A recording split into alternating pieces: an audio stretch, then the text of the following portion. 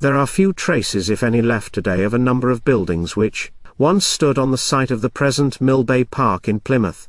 These were alternately used as prison buildings to house prisoners of war, or as barracks for Royal Marines. The first reference to their use as Mill Bay War Prison was in 1770, during the American War of Independence, when 959 persons were incarcerated there, consisting of 578 French, 366 Americans, and 15 Dutch captives. The buildings were again put to use during the Napoleonic era, and again included both French and American prisoners. Following the outbreak of war with the newly formed United States of America in 1812, due to overcrowding, and a need to remove prisoners from the immediate coastline where it was feared attempts might be made to rescue them, the prison at Princetown was constructed from 1806 on Dartmoor. The area around Mill Bay Prison at this time was less developed, and a cemetery for deceased prisoners extended as far as what is now Athenaeum Street. A certain Samuel Fuge was contracted to remove corpses from the prison gates by donkey, and cart and into them in the area of ground in front of what is now the Crescent. As late as the 1920s and 1930s, it was still a common occurrence to disturb skeletal remains whenever digging was necessary to lay pipes or drains. By the time of the Crimean War that Britain joined in 1854, much had changed in Mill Bay Prison's surroundings. In 1824, a Dr. Young had been granted permission by Plymouth Corporation and the Navy Board to commence construction of the Crescent, and to fence off the area with iron railings, and install shrubberies and walkways in exchange for laying down a road to the Hoe. This was Citadel Road, which ran along the course of an earlier lane called Mill Prison Lane. The layout of the area can be discerned from this map surveyed in 1856, shortly after the end of the war. The present park can be seen on this modern street map. The experience of the Russian prisoners of war in Plymouth was not how we might imagine it.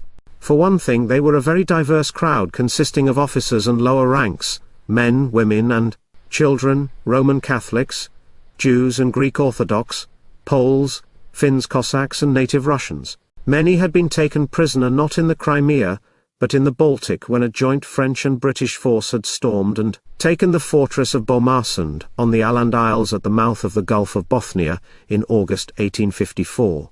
These prisoners were initially held on prison hulks at Sheerness, the place of Magwitch's confinement in Charles Dickens' novel Great Expectations, but were transferred to Mill Bay by the steamships Nile and Adelaide early in October 1854.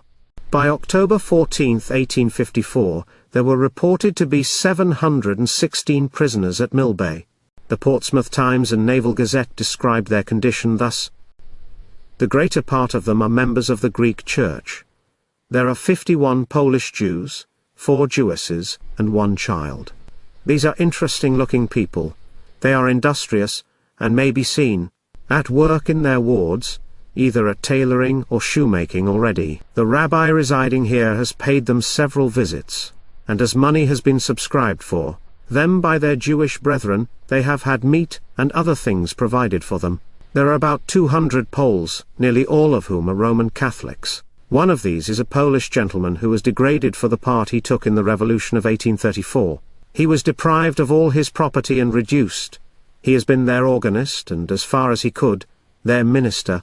He stated to some Polish friends of ours, with whom he conversed, that they much wanted the visit of a priest, as they had had no religious consolation for 2 years, and the emperor only allowed them to be visited by a priest once a year. The organist is a very intelligent man, speaking his own language, German, Latin, and a little French. Since he was taken, he has been engaged in the Russian service, having been first imprisoned at Sveaborg. A great many of them are from the Kingdom of Poland, but most of them are of the Lithuanian provinces, some from Mogily and Vitebsk. They call themselves Poles, although their countries may have been possessed by the Russians for ages. There was a Cossack of the Don, to whom our attention was directed. The Poles said that Nicholas compelled them to have their hair cropped behind, while the Cossacks had the privilege of wearing it long. They appeared to regard this as a great annoyance. The Cossack was a fine, well-built, handsome-featured man, a capital fellow for a soldier, and evidently had good stuff in him. The Poles seem highly gratified at being amongst us. and the warder stated that the prisoners already begin to speak of prolonging their settlement, if possible beyond the war. One of them desired that he would write against his name, if Nicholas would send for him, dead. The Russians entertain different sentiments, and appear to look upon their visit to England with sensations not at all so agreeable as those of the Poles. Nearly the whole of the men are whiskerless, and most of them pockmarked, proving that vaccination is one of the barbarisms that Russian civilization has carefully eschewed. In May 1855, these prisoners were joined by around 250 Russian soldiers and 12 officers who had been taken captive in the Crimea itself, and transported to Spithead, England on board the Simla, and thence to Plymouth on the Falcon and cruiser. A list of the prisoners on board the Simla has survived, and one of these, prisoner 158 Stefan Osipov, a sergeant from the Sibirski regiment and listed as wounded, was to die in the prison on April 6, 1856.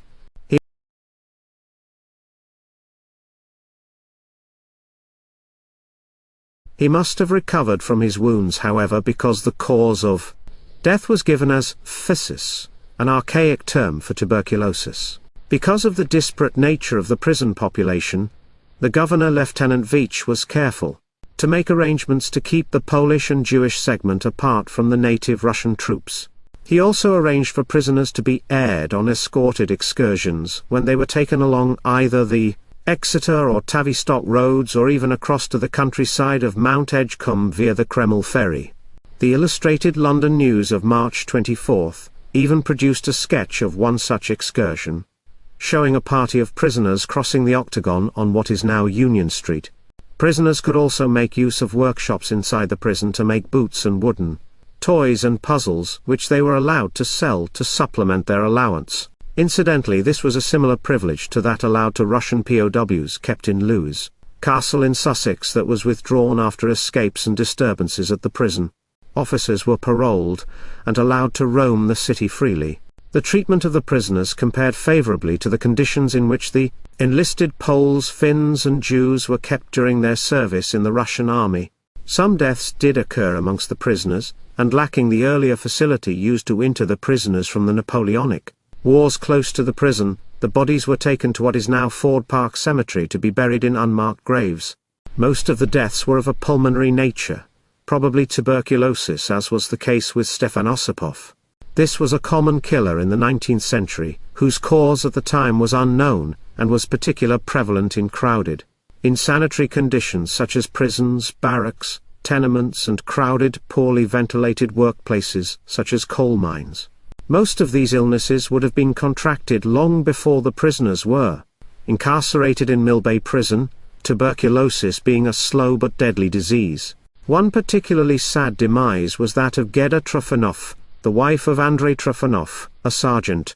Geda died of uterine cancer on May 17, 1855, and was buried in Ford Park Cemetery in a ceremony that drew the attention of newspapers for its tragic circumstances. At least 21 prisoners, not including Geda, are known to have been interred at Ford Park Cemetery. Because of illiteracy and the difficulty of transliterating names from the Cyrillic to the English alphabet, there are some discrepancies in the spelling of their names between the cemetery records, the England and Wales Register of Deaths, and Devon Cemetery burial records.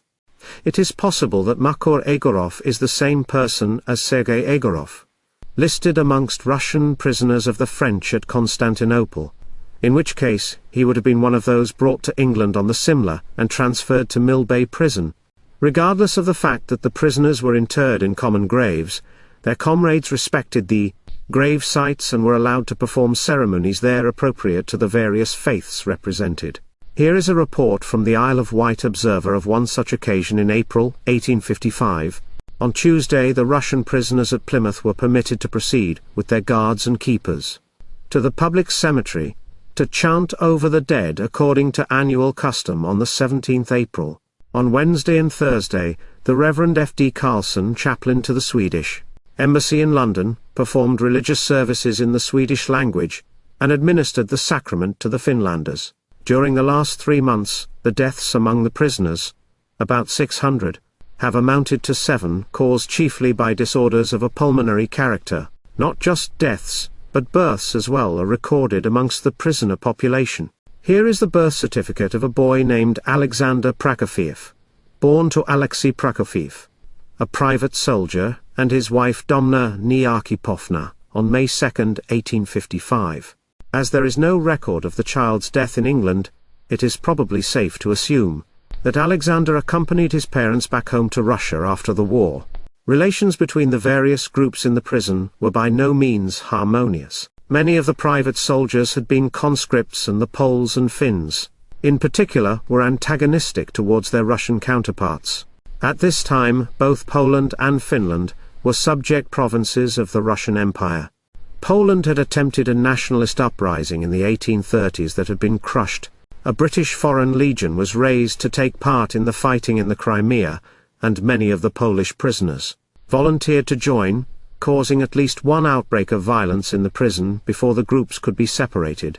The Polish Legion finally departed for the Crimea in May 1855. Other groups were returned home, whilst the war continued in negotiated prisoner exchanges. One such is reported in September 1855, when several hundred officers and men were shipped on the Perseverance to the Baltic, where they were to be exchanged for British and French captives. All in all, the Russian officers do not seem to have been much respected by their men. They were allowed much greater freedom, and were paroled to spend as much time in the city centre as they wished. One particular cadet officer named Michala Dartanichov drank too much in the South Devon Hotel, King Street, and chose a fight with an invalided British soldier recently back from the fighting in the Crimea, and with the local constable who tried to restrain him. After a weekend sobering in police cells, he was brought before a court held in the Guildhall on the Monday. There were also less savoury prisoners who were conscripted convicts sent to Bomarsan to help man the guns, and then captured during the fighting there. As these prisoners were not simply prisoners of war, but felons as well, guilty of heinous crimes according to a news article, they were transferred back from Millbay Prison to the Hulk, Devonshire, at Sheerness at the earliest opportunity. The Crimean War ended with the Peace Treaty of Paris signed on March 30, 1856, and in April, the Russian prisoners at Millbay were shipped home. Both Russians and Plymouth crowds cheered one another as the prisoners embarked onto the ship Imperatrice moored in Plymouth Sound, and such was the bond that some Russians had formed that several tried to abscond and hide in the town, and had to be found and returned to the ship. The Imperatrice called in at Portsmouth to collect those prisoners kept at Lewes Castle in Suffolk, and then sailed to Libau, modern-day Liepaja, on the Baltic coast of Latvia, where they were exchanged for British and French prisoners of the Russians. This extract from the Essex Herald is useful for a summary of the number of prisoners incarcerated in Millbay Prison, and for the number of deaths, 24 occurring there during the stay. In 1911, as part of the coronation ceremonies for King George V, Millbay Barracks were finally demolished and replaced with the present park. A long piece in the Western Morning News described the arrangements for the ceremony, together with a brief history of the use of the barracks as a prison during the Napoleonic War. Remarkably, the newspaper failed to mention any of the story of the Crimean War prisoners, surely a more interesting topic. One possible reason for this is that the remains of the few Russian prisoners who died there rest in Ford Park Cemetery, whereas the bodies of the larger number of French and American prisoners who died during the Napoleonic era were buried in the neighborhood of the prison, and no doubt the bones of many still lie undisturbed beneath the surrounding streets. Several British names are connected with this story of the Crimean War prisoners at Millbay. One is William H. Perrott, whose name appears as the informant on the death certificates of Stefan Osipov and Geda Trofonov.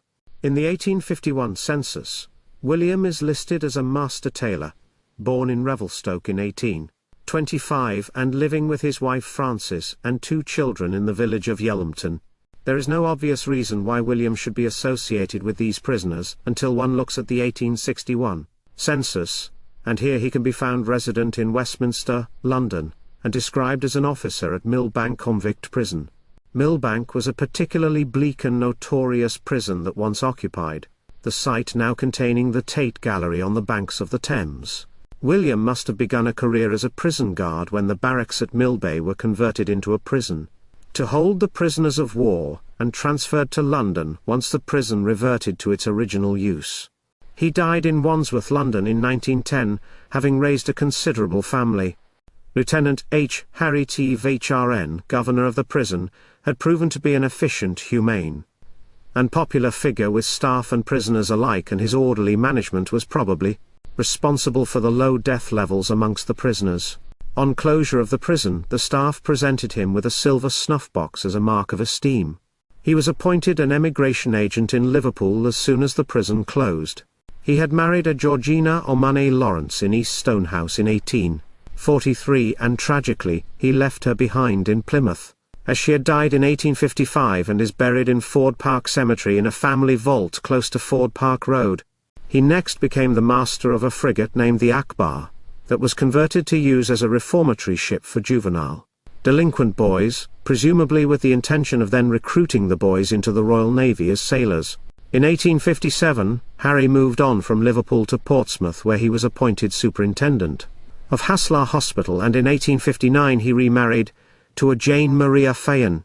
He passed away in Greenwich, London, in 1890, aged 76 years.